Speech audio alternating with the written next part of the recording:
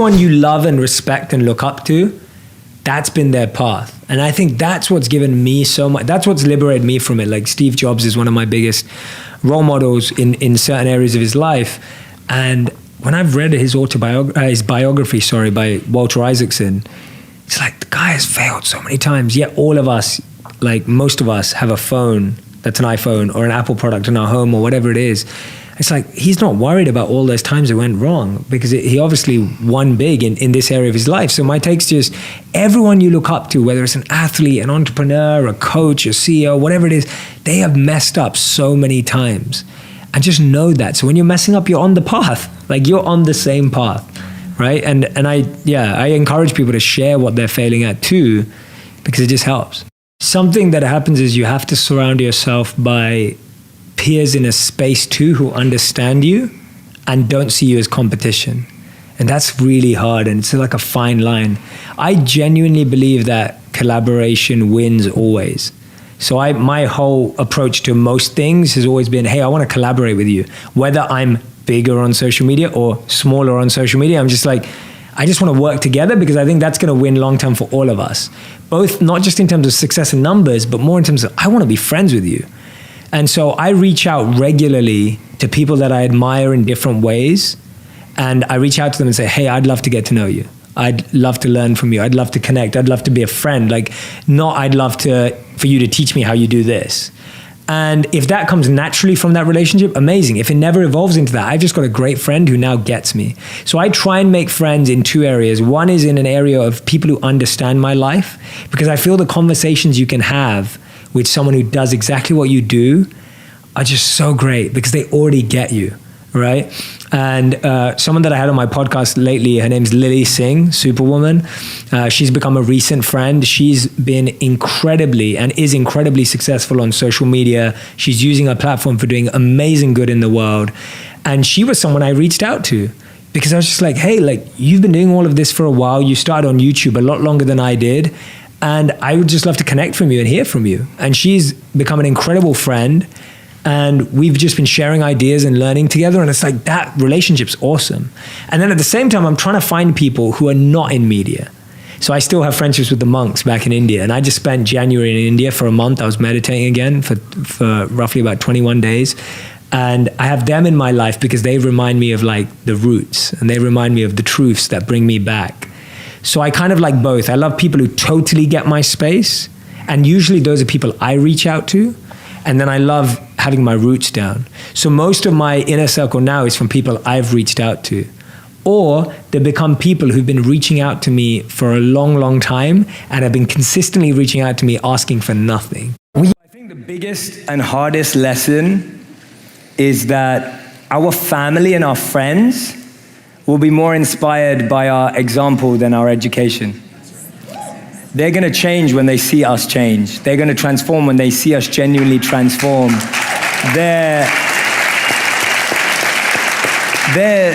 not fascinated by how much you've learned and how much you know, and you can do a headstand now, and you can do all these chakras and mudras, and all these Sanskrit words, and that doesn't move the people that have known you since you were young or have known you before, and that doesn't make an impact on them. What makes an impact on them is your example and your transformation and the amount you've changed. I remember this was really tough. So someone asked a similar question, but not as nicely as you did. You asked it very respectfully. But I remember when I was a monk, this question was asked to my teacher, and my teacher's actually very compassionate, but this was one of his heavier moments of it was harsh. But he was asked by someone in the crowd. They said to him, I'm trying so hard to get my family to become spiritual, and I'm doing everything and they don't listen to me, and I'm trying really hard and it's not working, and I'm doing this and I'm doing that, I'm doing this and I'm teaching them this and I'm taking them this and nothing's happening. And my teacher said to them, and they were a student of his, and my teacher said to them, he said, tolerate them as I'm tolerating you. And I was like, and so he actually said, and he's super sweet. My teacher's 70 years old. He's been a monk for 40 years. He's amazing. He's one of the sweetest people in the world. And he said that, and I was like, whoa. I was like, you just got served. It was one of those moments. And he's in robes and he says it really peacefully and everything. But But the lesson I got from that is that someone's done that for us. Like someone's been patiently waiting for me to transform, for me to grow, whether it's a mentor, a guide, a guru, a teacher, whatever it is. Like there's someone in our life, in any transformation, who's also waiting for us. So part of it is patience. Patience is a huge thing. You're never gonna change someone or make them do something. And half the time you just have to get out of the way. The part with patience that works is introduce them to who they're inspired by. Don't try and be their inspiration. Right? And I often say that to even in parenting situations, like when parents introduce their kids to people they're inspired by, that will help the kids more than telling the kids to do the right thing. And I've seen that happen so often when you look at sports as well. Like even if your father was the best actor or best sports player in the world, or your mother was the best tennis player or performer or whatever it is, you're never impressed by your parents. Like we're rarely impressed by our family when we're younger. We get gratitude later on, but in our early days, we don't have that. But we need to meet people. So if you can introduce your family to people they're inspired by, that's gonna make a huge difference. And the final one, like I said at the start, was just your example. Seeing you really change, seeing your behavior change, your language change, your communication change, that's gonna give them the greatest confidence that, you know, what she's doing is right. It works, right? The proof's in the pudding. The proof's in seeing you actually make that change. To your own element, don't try and perform someone else's expertly.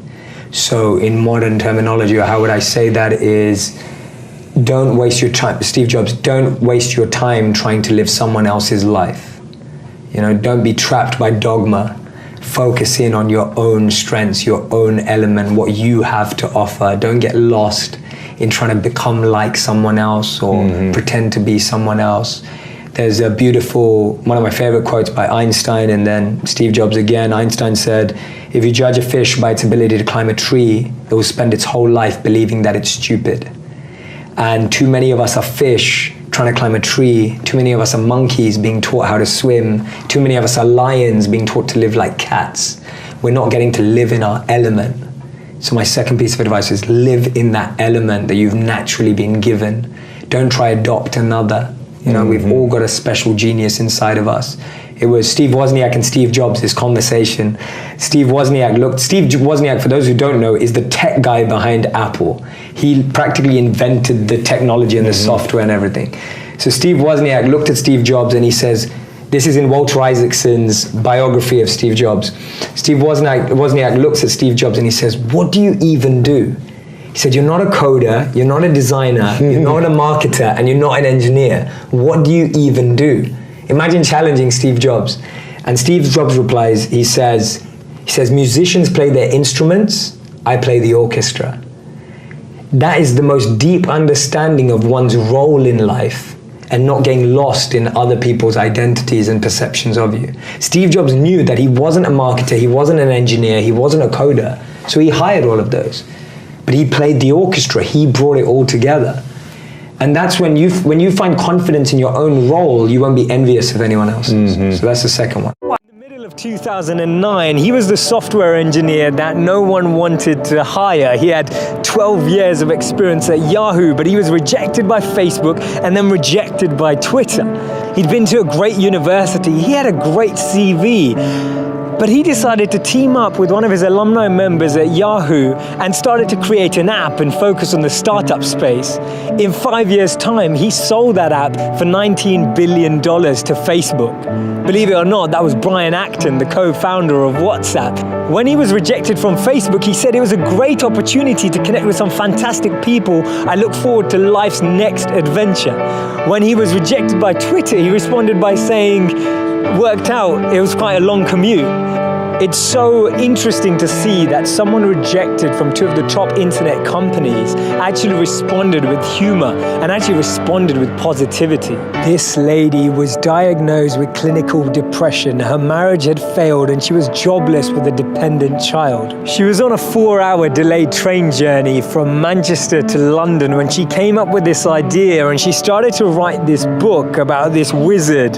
And as she started writing, she then finished her manuscript, took it to 12 publishers and was rejected by all 12. Believe it or not, that's J.K. Rowling. This man watched his first company crumble. He was a Harvard University dropout, and his first company's demo didn't even work. He went on to build Microsoft. His name's Bill Gates. Therefore, failure is just a sign that we need to widen our scope. We need to be ready and build ourselves up for the next level. Actually, what we end up achieving is far greater than what we'd envisioned for ourselves. And this divine plan, this orchestration can't be happening without this intervention that occurs, because if we had it our way, we'd just settle, we'd just accept what we thought was our goal, what we thought we were chasing. But actually, I've noticed that when you don't get that, later down the line, you look back and you reflect and realize that what you've gained is so much greater. Failures are only failures when we don't learn from them, because when we learn from them, they become lessons, and we actually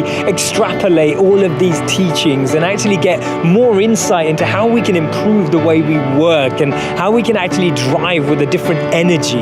The challenge we have is that we only talk about people's failures when they succeed, and that's why they become this taboo, or we feel like their failures never happened. We need to share these stories earlier. We need to bring out these stories and experiences on the journey so that people who are on the journey can actually follow in those footsteps.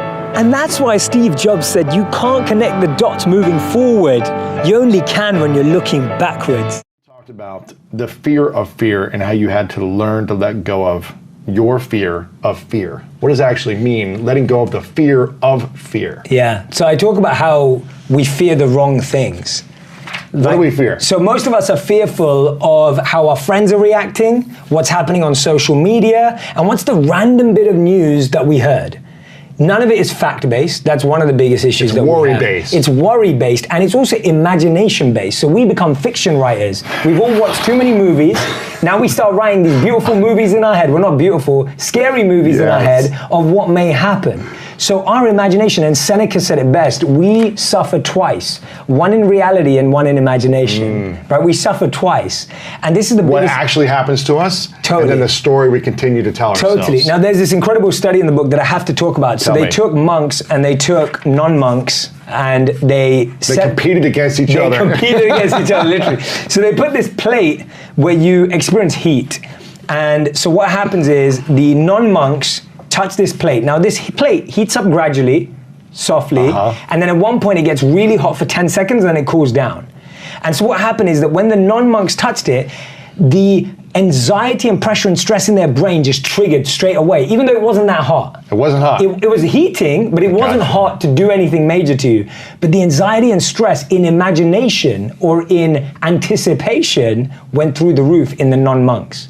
Now this is what's fascinating. When the monks touched it, they showed that it didn't feel anything as it rose, but as it got to its highest, they felt physical pain, but they showed no trigger of emotional pain because they did not assign any emotional element to that pain. So my point with that is, you can look at the news right now and you can get scared straight away and get in complete freeze mode, feeling stuck, paralyzed, whatever it is, because what you're now doing is you're creating a story of what's going to happen. And that story... And you can cause sickness in yourself. You can cause sickness just by inside the story, yourself. not actually... The reality. The facts of the disease hitting you or something happening physically to you. Totally. And that story, again, can be used positively. So your story may actually be true. But if it's going to be true, now you can prepare. And that shifts you away from being scared because now you're preparing. Yes. And so the real You can be confident because you prepared. Exactly. And so we should be shifting our fear energy into preparation energy. Because what fear does is it keeps you locked there, right? We just feel stuck. I'll give you an example. Like when you were preparing for big games, when you used to play in the NFL, right? And you're playing American football against some of the biggest athletes in the world, it's like you can either sit there and be scared that you're going to play this game on the weekend, or you can prepare. And your confidence is in the preparation. So when people go, how do I feel confident right now? Are you preparing? Are you putting the reps? Are you putting the reps? Yeah. Are you building your immunity? Are you taking your vitamins? Are you drinking lots of water? Are you drinking lots of water?